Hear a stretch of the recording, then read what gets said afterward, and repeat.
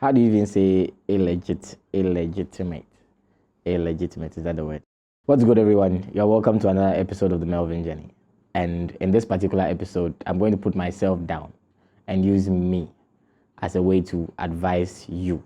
So I'm going to be talking about how I moved from almost leading an illegitimate life to this point where I'm doing legitimate business. I'm making at least a decent living for myself, and currently I'm over here talking to you guys. So there was a point in my life where I was conflicted with two routes. Even at that point, I wouldn't say I had an option. I just felt like the thing to do was the easy way out. And by the easy way out, I mean easy money, because I was connected to that kind of a circle.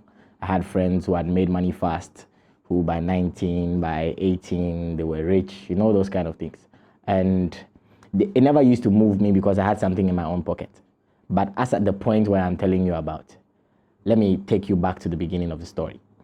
So, cool boy, living life normally, had traveled outside the country, money day, pockets, and all those kind of things. But something happened in terms of my dad's retirement. So the way he planned on retiring, the way we all saw that he was going to retire, it didn't happen like that. And these are things that you can't predict. There's certain uncertainties in life. There is sickness. There is stuff. Okay, let's just say life can happen to anyone. So life happened. And from that point, I just felt like the easy way to get back to the kind of life I was living was to do the short things, the shortcuts. And as at that time, like I mentioned, those were my friends, the kind of people I was hanging out with. So it almost feels like, Charlie, you need to keep up, that kind of a thing. And with the kind of life that they were living, the kind of life that I had gotten used to with my own father's money, I had now come up to a point where I need to continue, because if I don't, I'll be the one in trouble, basically. So the story that was coming around then was overnight success. You just wake up and one of your friends is buying a Range Rover. And I'm not even saying a story, I'm saying it personally. I go wake up, one of my friends would have bought a Range Rover, they would have posted in the class group, congratulations, somebody's buying car, somebody's doing all those things. And there was also me who had plans for myself. But fortunately or unfortunately, very unfortunately, something had happened back home that is disrupting me, my own plans.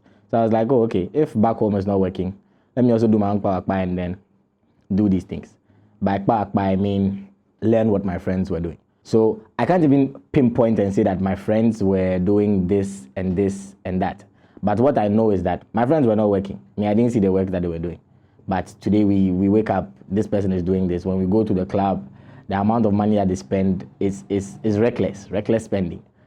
And Charlie, those kind of things, they will enter your eye. So I now started asking them to introduce me to what they were doing. And luckily enough, I would only say that they gave me a bit of a roadmap. Nobody really opened my eye to anything. So I started studying some of the roadmaps that they were giving me, those kind of things. And it seemed promising. But there's a certain aspect of my life that didn't resonate with those kind of things. I just couldn't sit down and come to terms with the fact that this is how I would be making money. I think about a lot of things. I think about my reputation. I think about the way life moves. And there's something I want to talk about is the music that I was listening to. The music was not helping.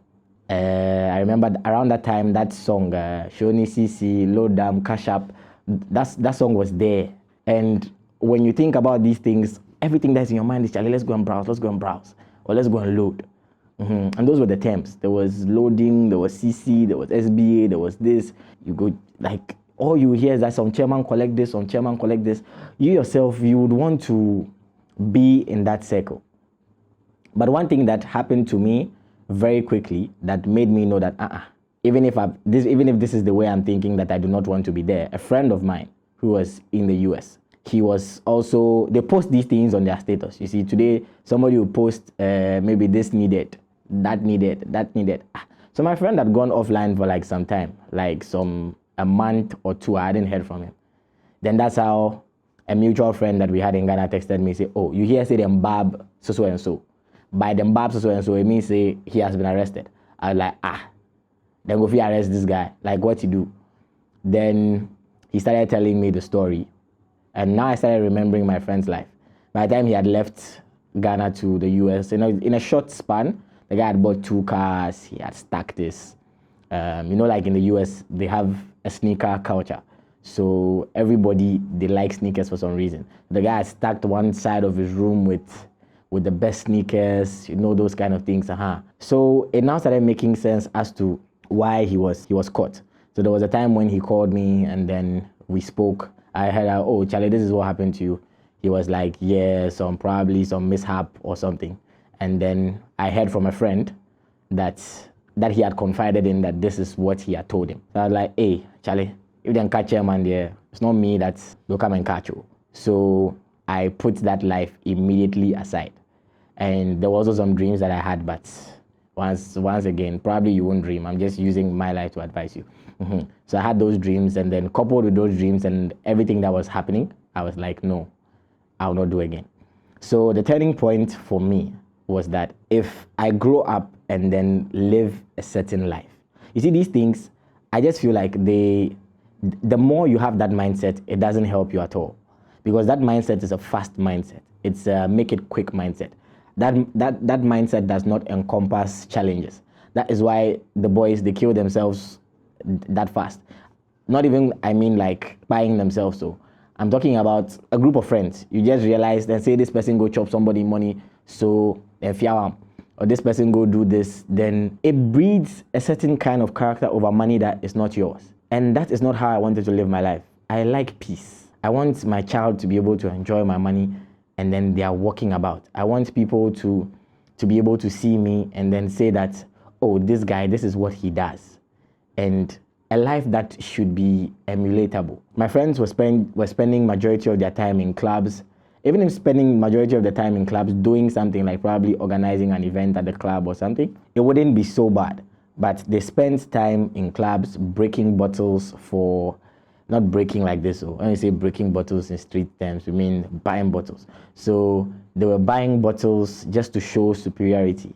And I was looking at it like in the next 20 to let's say 15, 20 years, what is superior about bottles? I'm thinking about elite stuff. We're looking at $10 money, Dangote money. We are looking at some ministerial type of life. You get it? And there's no prestige in breaking bottles. My guy buy 12 Hennessy. My guy buy this. My guy buy. I'm sorry. It's not the life I wanted to live. So I started thinking about the things I could do that will take me away from that sect of people. And the very first thing I did was to slowly cut them off. And by cut them off, I didn't mean if they had invited me somewhere, I wouldn't go. The truth about this type of circle is they hate to see seriousness because life has been so easy for them. I wouldn't say easy because probably the job is also not soft. But life has been so illegal for them. Life has been so not hard work for them that when you decide to work hard, they look at you like, what's wrong with this boy? So when I started learning a skill, I remember that time I started learning how to use Photoshop. And I also started learning, I think, whether it's HTML, those web design, those kind of things. But that career didn't go far. It's the photography one that went far, and the graphic design and those things. So I started learning it, and I would post that I'm doing these gigs for this amount of money. Then they look at you and like, but you, like, we had promised you bigger things, and then you're out here. They're like, oh, like that is what I want to do. So the moment they see that you want to do something serious, you become a turn off for them. And that is how you're supposed to know that you are actually on the right path. These are people who smoke for a living. They drink for fun. They play with life. There's nothing that is dangerous for them. They are on 140, 160. It's because of a car that they probably did not buy with their own money or something of that sort. And it feels nice. The fast life feels nice. But remember where you come from. I remembered where I came from. I have a dad, I have a mom, I have a sister, people who are dependent on me. And these people are also dependent on me in the fact that they would still want a certain pride in the things that you are doing. They would want their son to be, maybe their son is a doctor, or their son owns this business, tangible stuff. I can't come back home with 2 Range Rovers. My mom will ask me, where did I get it from? And if she doesn't know, she won't sit inside. And I'm sure that's the kind of family you are from. So you can't amass all the wealth in the world knowing that the people that you love would not enjoy that wealth. They will not even be happy that you have it. So what is the point? Unless you are really that selfish. And for me, that was not what I decided to do for me, as in for Melo. So I made a choice and I learned some things. Now, shortcuts can never teach you challenges, like I mentioned. Shortcuts can never teach you resilience. Shortcuts can never teach you how to build something from scratch. They can only teach you how to take what somebody has. And when you're doing that, you are a thief. There's no nice way to say it. If you are taking what somebody has already built, you're a thief. And probably if I'm saying you're a thief and then you the thief who is watching me, you're probably offended. You're cutting this part of the video. But there is nothing nice about it. And I didn't want to be a thief. So this is the life I chose for myself. And I would say it's going quite well after learning that graphic design skill. There are other things I've been able to learn. I've been able to build about 3 to 4 businesses. All of them are thriving nicely. I currently work under someone also. And yes, at the end of the month, even if it's a paltry sum, it's an okay sum. And it makes sense for me. I know that there's more that I can do. If I'm able to build something from nothing, then imagine where I'm giving something like this. I could easily overscale. And that is because I have learned to do it from 0. So if you're able to build from 0 to 10, imagine being offered 100. You can do something nice with it. But is it our chairman, the way they are carrying, the way those people are coming for all of them. You see, when they come, they just come and carry your chairman, and it's like nothing happened. The system has not changed. The world didn't stop spinning when they came to carry them. Life is still moving normally. So think about it. You could amass everything that is not yours, and one day when the owner comes for it, you'll be forgotten. We will not remember you. Oh, your legacy is buying 5 Hennessy bottles. There's no legacy in that. So I've advised you, I've done my best, and I wish that you could actually learn something from this. So for all the naysayers in the background, I want to tell you that so there's nothing that you will say behind your camera or type in the comment section that is going to stop us from saying the truth. The truth is painful. But those who want to hear the truth and those who want to learn from these things, we are putting it out there to say, this is the life that we lived. And we could have almost been in that part. And currently we are not.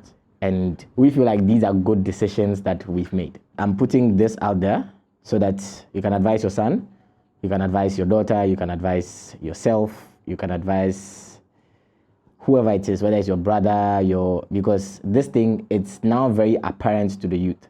And it's even in the songs, like I was saying. Every song that we are listening to, Yajiska, mobile money, Yaji, Venmo, Cash App, all these things, they are influencing the youth's mind. Every little child wants to be a cadre. They want to be a loader. They want to be a this. They know more about those jobs than knowing something legitimate. So you can use me to advise your people. As for me, I've put myself out here. And yeah, it's working for us. So it can also work for you. I'll see you guys in the next video. Don't forget to subscribe to the channel and like so that more people can actually see this video. And you might stop your son or your brother or your daughter or whoever from becoming a thief.